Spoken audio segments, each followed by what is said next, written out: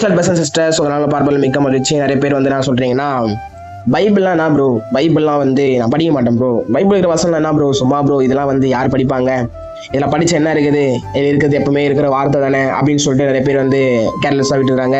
சில பேர் அவமதிக்கிறாங்க. Okay right, இப்படிலாம் இருக்கிறாங்க. ஆனால் பைபிள் அழகாக ஒரு வசனம் சொல்லப்பட்டிருக்கு. என்ன சொல்லப்பட்டிருக்குன்னா, நல்லா காது கொடுத்து கேளுங்க. இதோ சீக்கிரமாய் வருகிறேன், இந்த புஸ்தகத்தில் உள்ள தீர்க்கதரிசன வசனங்களை கை கொள்கிறவன் பாக்கியவான் என்று வேதாகமா அழகாக சொல்லப்பட்டிருக்கு. வெளிப்படுத்தல் 22:7 சொல்லப்பட்டிருக்கு இப்படியாக.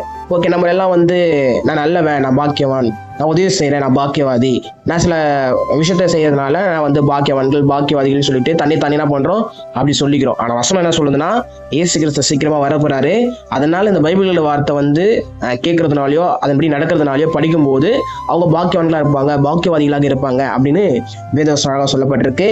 இந்த மாதிரி வசனங்களை நீங்கள் அதிகமாக படிக்கும்போது ஆராயும் போது நீங்க பாக்கியவான்களாகவோ பாக்கியவாதி